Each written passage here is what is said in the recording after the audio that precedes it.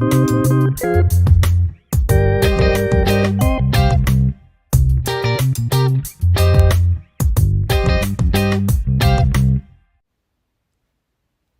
to Pleasure Doing Business with You, a podcast showcasing Black entrepreneurs who have paved their own ways to success. I'm your host, Megan Sayles, business writer at Afro News and Report for America Corps member. Today we are talking to Angel Cornelius, founder of Maison 276. This beauty brand started in Angel's home kitchen, and today it provides a number of hair care and body care products made with plant-based and sustainable ingredients. Maison 276's signature product is a 3-step system for silver and blonde hair, which maintains the vibrancy of your hair without compromising on moisture and shine.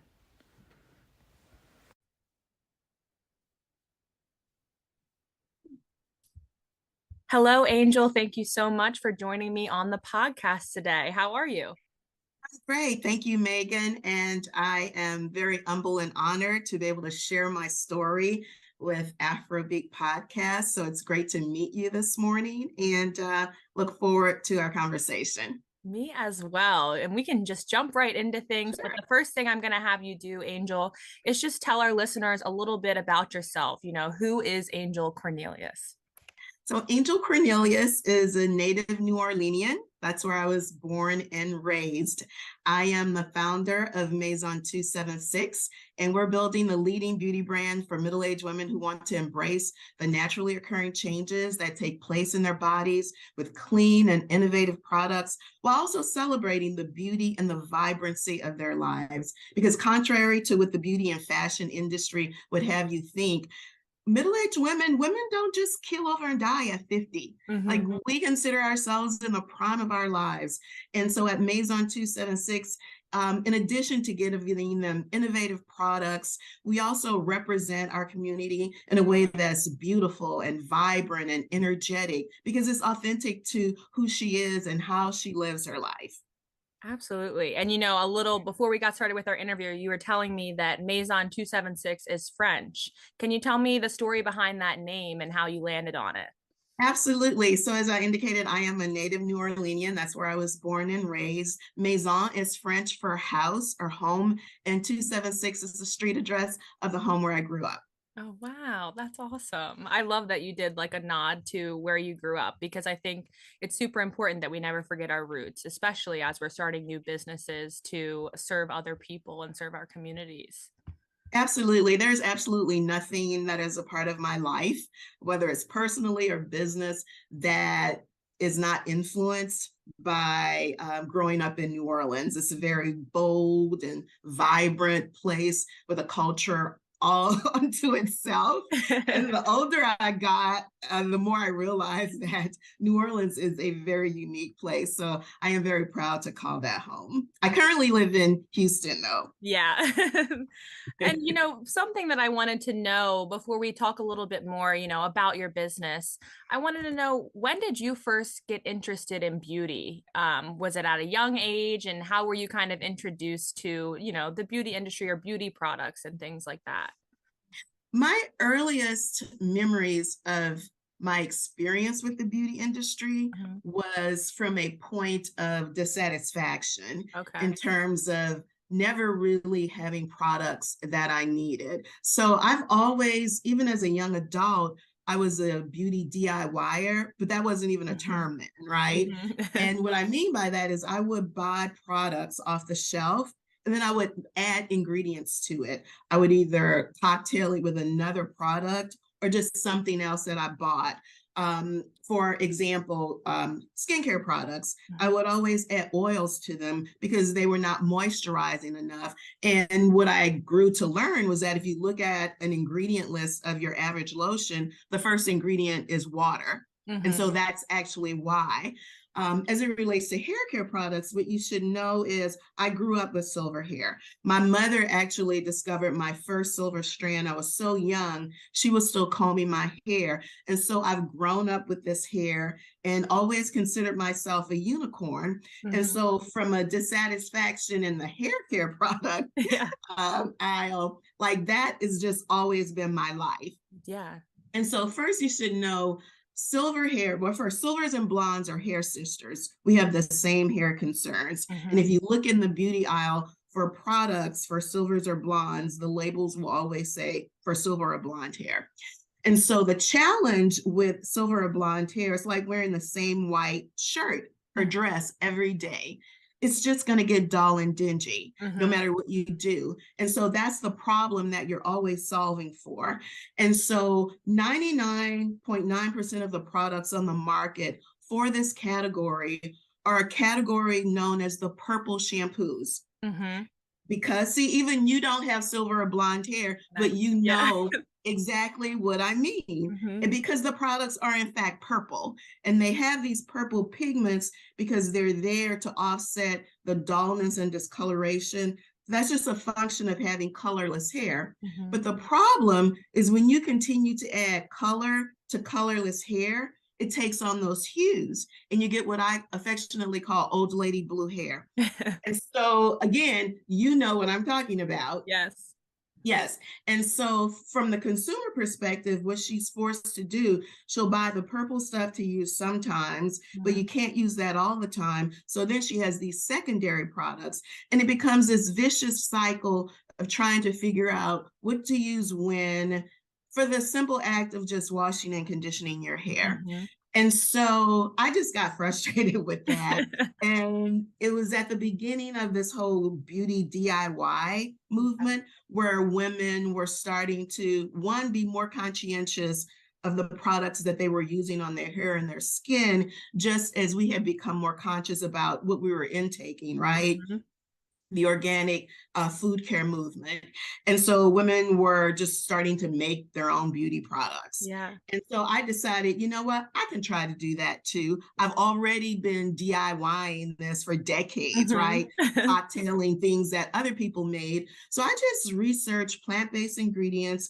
I wanted things that would continue to moisturize my hair, because our hair is just like our skin. It changes as we mature. It gets drier, coarser, and when it stops producing melanin, those issues are exacerbated, which is why you will often hear a woman say, oh, this silver hair has a mind of its own, or it's doing its own thing, right? And so there's nothing actually wrong with the hair. It's just completely different than your melanated hair. And so it does feel like it's out of sorts, but you just have to learn how to treat that hair. Just like as you mature, your skin gets drier and you need different products for that naturally occurring change. That's the same thing we have to do with our hair, but beauty doesn't really talk about that. And so women think there's something wrong, and there's not. It's just a natural function of aging. So those were the things that I was solving for, keeping my silver bright and keeping my hair well moisturized and conditioned.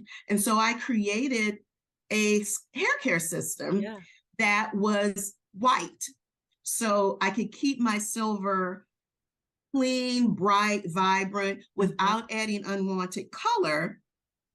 And so it was a product that I could use every single time I washed and shampooed my hair. Now, mind you, Megan, I never set out to start a business. I was simply solving my own pain points.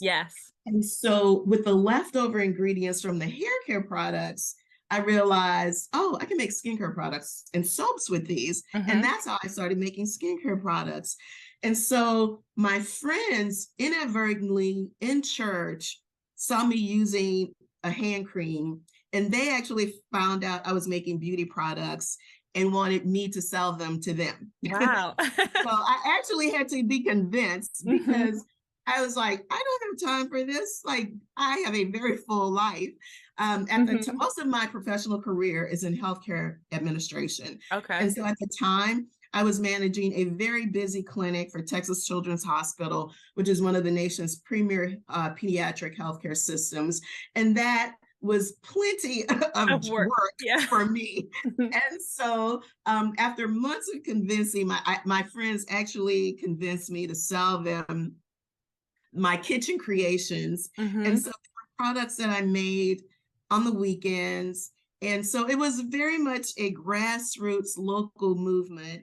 And then people would find out that I was making these products, and they would invite me to events like, you know, say a church fashion show or a Jack and Jill event or a sorority event. You know, you've gone to functions where you see like vendors. And so I was one of those people, right? The table selling stuff. And people who knew me would be like, oh, you're doing this?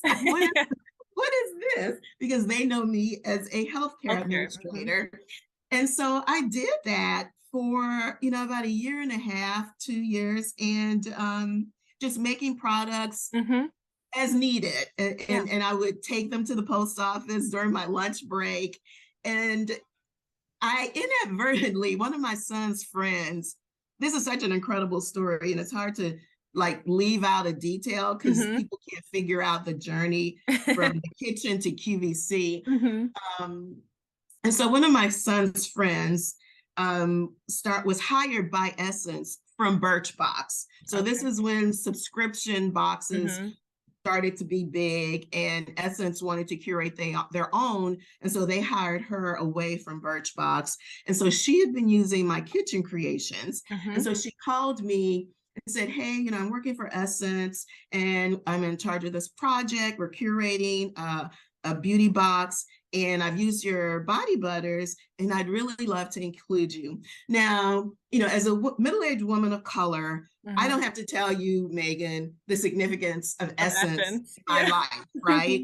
It is the place where we went, where we could see ourselves represented, all versions of Black beauty, right? Represented beautifully, intelligently, and the stories were just not about beauty. They were about all things that were important to me as a Black woman. And so, of course, I just said yes, knowing at all what would be required of me, but just the idea that she would even present my creations to the editors. And I'm like, yeah, sure. So she calls me back, and after, you know, they've sampled the products, she's like, oh, they loved everything, but they really, really love the pomegranate kiss body butter. And I was like, yeah, sure, no problem. And she said, well, first of all, we're going to need at least 10,000 units. And right. Your jaw hit the floor. I am in my kitchen, right? And I always tell people it's a good thing we didn't have Zoom, because the words coming out of my mouth did not match the look on my face, because I'm in my office like, OMG, what did I get myself into? But I just said yes, and I signed the contract, and I was like, I have to figure out how to make this work. And, you know, within a 9-month period of time, like I had to become incorporated, get liability insurance. I had to find a manufacturer, because you cannot first of all, you can't make 10,000 of anything. Yeah, produce that volume. And also I knew enough to know, like, this, as good as this product is, this is not a product that is commercially viable, right? Like, it has to be able to be on a shelf. It has to be able to withstand the different temperature changes that take place through transport. I understood that. I just didn't know how to make that happen. So after a lot of work and months of manufacturers telling me no, because 10,000 was a lot to me, but that's actually not a lot when you're only asking for a 1-ounce sample size of something. Yeah. And I was very fortunate enough to eventually find a boutique manufacturer that would work with my formulation, right? As opposed to selling me something they already had and just putting my label on it, which is why a lot of beauty products feel like they're the same, because they are. They're white labeled. Like, anyone can go to a manufacturer and say, I need a fill in the blank product. Give me what you make and I'll just put my label on it. And I was like, no, they want my product. They want my formulation. And so working with cosmetic chemists to use my formulation and also make it viable for commercial distribution took a very long time.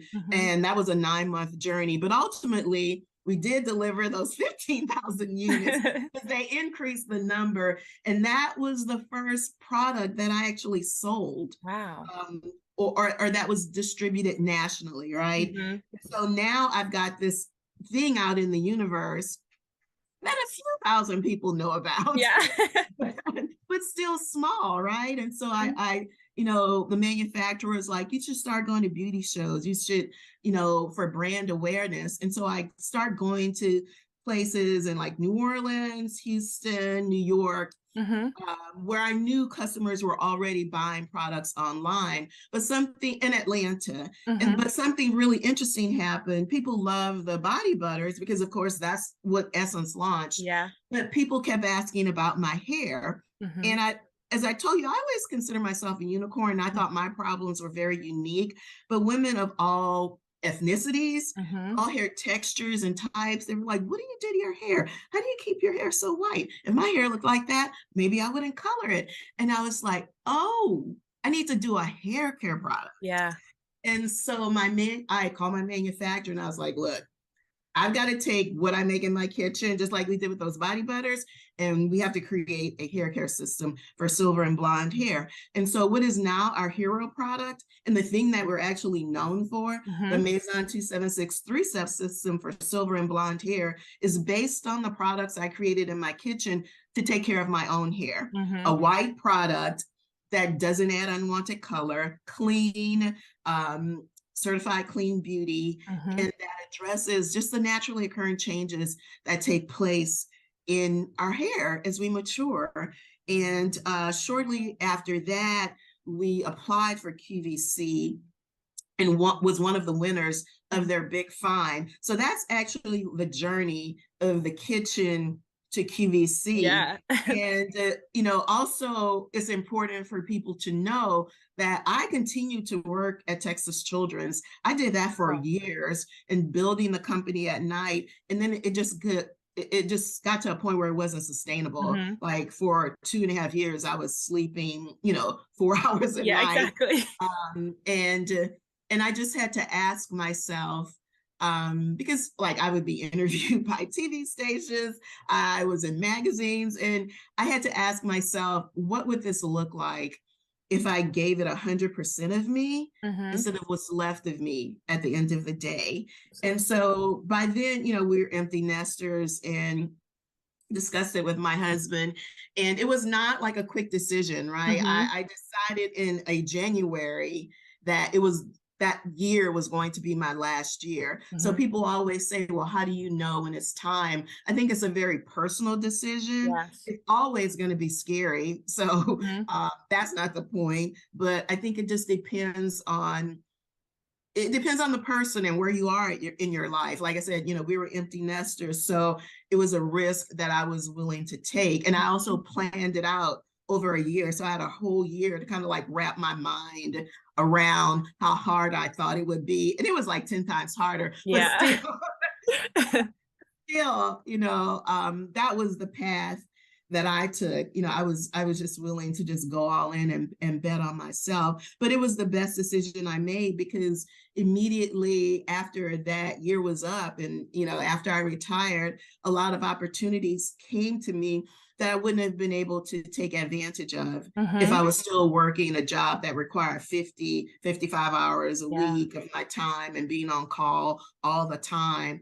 And so, things do have a way of working out, if you position yourself to allow opportunity to come to you. So I've given you a ton. I'm sure you have a lot of follow-up questions. So let's go. And, I appreciate that last statement about, opportunities do come. And I think especially when that original call from your son's friend at Essence, taking a chance on that opportunity. Some people would be nervous and maybe say, no, they're not ready, feel uncomfortable about it. But, you took that chance and look where it's got you. I felt all of that. I was not ready. I was in my kitchen with pots that I had, a set of Cuisinart pots that I bought specifically for making beauty products. So it's one of those, you've heard people say, do it scared anyway. And that's exactly what I did. Awesome. Anything new, there is going to be anxiety. I mean, that's a part of just being human. That's an emotion, that's a part of being human. But figuring out what you need to do to move past that and getting people that will help you do that as well. Yeah, definitely. So when you began creating, your initial products, what was the process like in finding ingredients that you wanted to use? And also, do you feel that, your background in healthcare at all, helped you discover, I guess, which ingredients might work best, or what you wanted to, I guess, or how you wanted to impact people with your products? Right. So I researched I was very specific in researching plant-based ingredients that were healthy for and effective for hair and skin. So there's a huge, list of products: coconut, olive oil, jojoba, vitamin E, sunflower seed. I mean, there's just so many different oils and natural butters, shea, mango.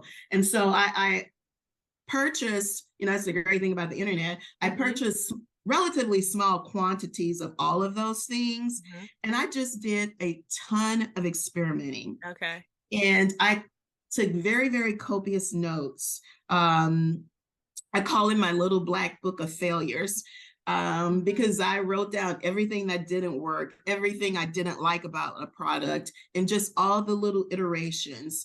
And in terms of I think there are two things that made me very comfortable with the whole mixing. One, I've always loved science as a child. And in fact, my first few years in college, I was a biology major. So I've always loved science, but not from the theoretical side of the equations, the hands-on practical part. Like I love dissecting in biology. Yeah, that was the part that I loved about science.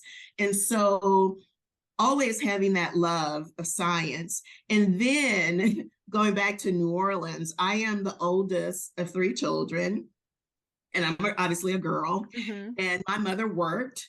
And so a lot of times I would have to get dinner started, right? And so I learned to cook at a very, very early age. And if anyone knows anything about New Orleans food, it's very complicated. Like people who are from New Orleans don't think it's complicated, but people who try to cook New Orleans style food realize it's very complicated. It has a lot of flavor layers. And those layers are achieved not by putting everything in the pot at once, but by building on those layers. So it's a combination of learning how to cook very complicated dishes, and my love of science, and also being a beauty DIYer all my life. Like all of that kind of led to me being able to ultimately successfully create products. But definitely never the first time. So many iterations. I mean, and here's the thing: cosmetic chemists who actually have chemical degrees, they actually do the very same thing. Like nothing works the first time. It's always iteration after iteration after iteration. So, when I work with the cosmetic chemists in terms of, when we're creating our products for distribution, I'm very comfortable with having conversations with them about not only what I want and what I'm wanting to achieve, but when those first iterations don't quite work out, like I have input too, in terms of what I think will get us to the ultimate goal. Definitely. Does that answer your question? Yes, that does answer my question. And, one thing I think in the beauty industry, sometimes it can be popular to buy, what's hot on the market. And I wanted to know, how important is it for people to make sure that they are actually looking at the ingredients that are in their beauty products, as well as, skincare or hair care products? And then if there are any ingredients that you would recommend people maybe avoid or try and stay away from. Right. It's asking a lot of the average consumer to like know when you flip over a label and you see like a word that has like 25 letters, right? And but the good thing is that brands are increasingly understanding that consumers want to be educated, right? And so I, as a brand founder, I feel a great responsibility to communicate the ingredients that we use in our products and why we use those ingredients. And that information is actually on the website. Like, why do we use coconut oil? Why do we use jojoba? Why do we use shea butter. And these are the benefits of using those products, and also why we don't use certain products. Yeah. Sulfates, phosphates, those products are found not only in a lot of shampoos and conditioners, but it's the primary ingredient in your detergent, right? Mm-hmm. So do we really want to wash our hair with an ingredient that we use to wash our clothes? Mm-hmm. No, because it's drying. And sometimes the ingredients that you used when you were younger and you really didn't notice, those same ingredients on mature hair that is starting to become drier and coarser will just wreak havoc. And oftentimes women think, again, it's something wrong with my hair. No, it's the ingredients. And so sulfates, phosphates, parabens, silicones, I don't think those are good products or ingredients to use on any hair, but they're certainly more devastating on mature hair because, again, our hair tends to be drier. And so those are things that I would, I would recommend people shy away from. Okay. Also, look at an ingredient. Of course, there may be things that you may not recognize, right? Maybe some of the preservatives. And one thing I want to say about preservatives, some would have you think you should not use a product that has preservatives. That's not true. You need preservatives so that a product is safe on the shelf, right? And safe for transport. It's what type of preservative are you using? And there are many clean plant-based preservatives that do not harm us, and those are the preservatives that we use in our Maison 276 products, and why we are certified clean beauty. And so look at an ingredient. Do you recognize anything in the ingredient list? If you look at a Maison 276 product, whether it's a hair care product or a skincare product, you're going to see a lot of things that you recognize, right? Coconut, jojoba, shea butter, olive oil, beeswax, And the other thing about transparency and then using natural ingredients is that if you have any type of allergy, right, you can identify immediately whether or not you can use that product. For instance, there are people who have tree nut allergies. Well, a coconut grows on a tree and is a nut. So if you have a tree nut allergy, you likely cannot use an ingredient that has coconut oil in it. So you can pick up an ingredient, a product, and like, oh, okay, I can't use that because it has coconut is a very good, very moisturizing, hydrating, seals in moisture. It's a great product for hair and skincare, but that's something you should know as a consumer if that's a particular ingredient that you can't use. And so that's why, we are very transparent. And so you can go to each product page on the Maison 276 website and you can see what the ingredients are. Yeah. And as far as, your products, I know you've already highlighted your 3-step hair care system, as well as some of the body butters, but I wanted you to be able to call attention to some of your other, products that you want our listeners to be aware about. Sure. So the 3-step system is our hero product, of course. And one of the things I do want to note is that the shampoo and conditioner of the 3-step system can actually be used by anyone. My daughter uses it. Okay. She has all black hair. And so the number 8 Botaniques dry oil is another top seller and another one of our most popular products because it's a multifunctional oil. Dry oil simply means that it's a very light, falls in that category of lightweight oils that are easily absorbed by the skin and the hair. I actually use it under my makeup. It is so light that my skin absorbs it very quickly. Wow. You can use it to take makeup off. That's what I use to remove makeup. You can use it on your skin. You can use it on your hair. It's also has no synthetic fake fragrances. The light fragrance that you smell is from lemongrass oil. So that is truly a natural, 100% natural product. Our Revive Repairing Serum for hair and scalp as the name implies, is a serum that you can use on your hair and scalp immediately after shampooing and conditioning your hair. Is really important, especially if you have curly or coily hair or hair that tends to be dry, is that you seal in that moisture with some type of oil-based product. That can be a cream oil or it can be a lightweight liquid oil. Our Revive serum is great for that. And also for using in between shampoos. Curly girls know, sometimes you need a little bit of extra oil, especially if you live in, like I do, a humid climate. And even though it's spring and you would think that it's not, it is super humid. Even though the weather is cool, it's still super humid. And so I often have to just, put a little bit of oil on that hair, a little bit of Revive serum to try and tame the frizziness.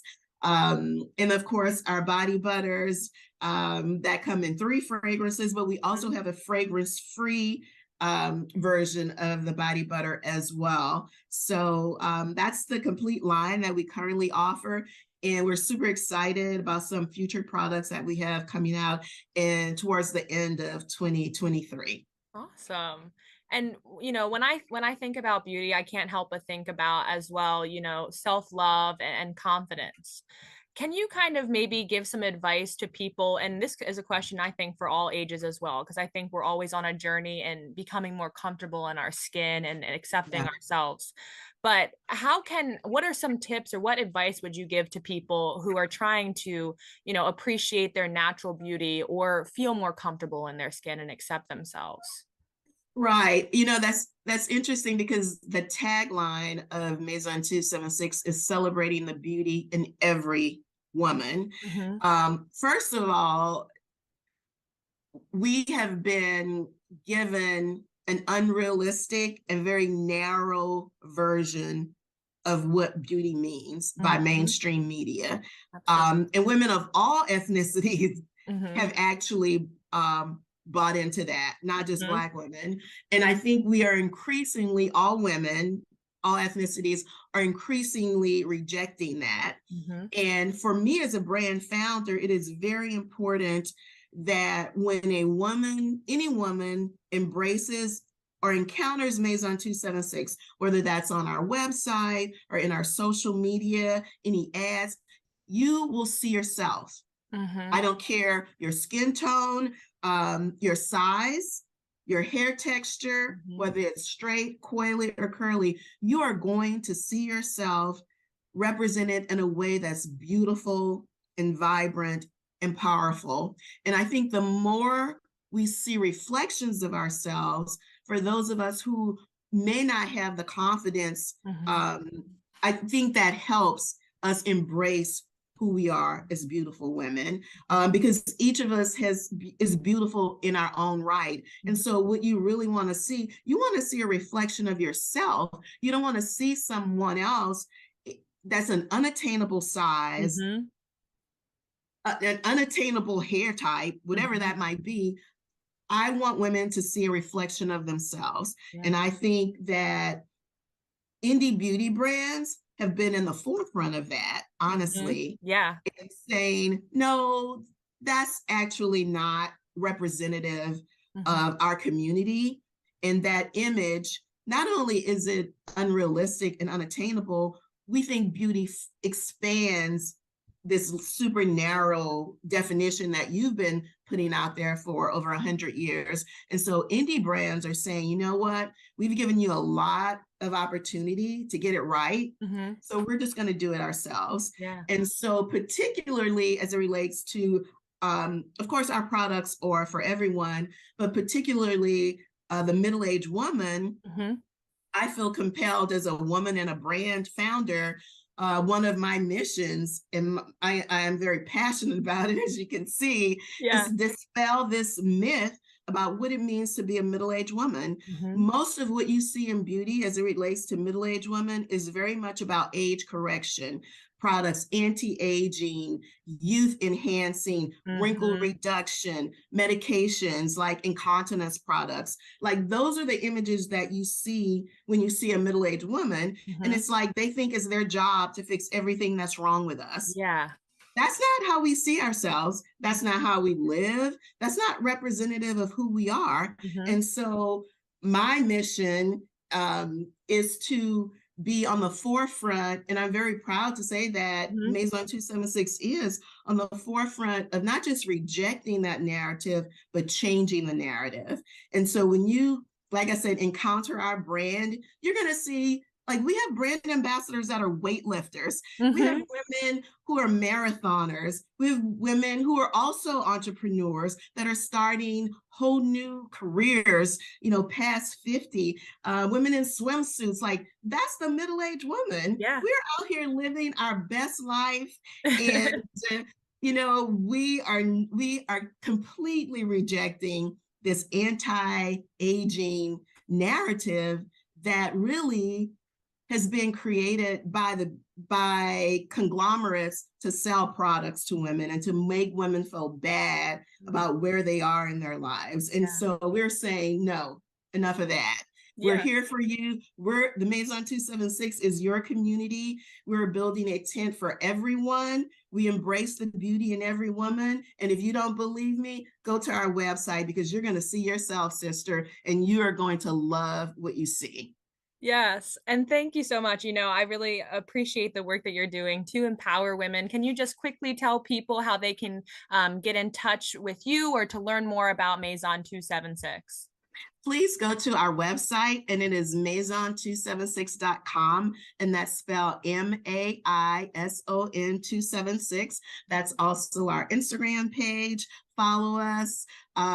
We are, always looking for brand ambassadors. So, like I said, we are growing our community, and I like to say that the Maison 276 community looks like America. And that is very intentional, because we want everyone to feel welcome. We've got some really exciting partnerships coming up within the next 8 weeks. And so sign up for our email list, follow us on social, so that you can not only be notified of these exciting things that we have coming up, but that you can also, if you want, be a part. And I invite you to do that. And you can also reach out to me through the contact button on our website. I am extremely accessible, and I love hearing from our community. Awesome. Well, thank you so much again, Angel, for your time today. It was a pleasure doing business with you. Thank you so much. It's been so much of an honor. I really appreciate the opportunity to share my journey. Of course, it's my pleasure.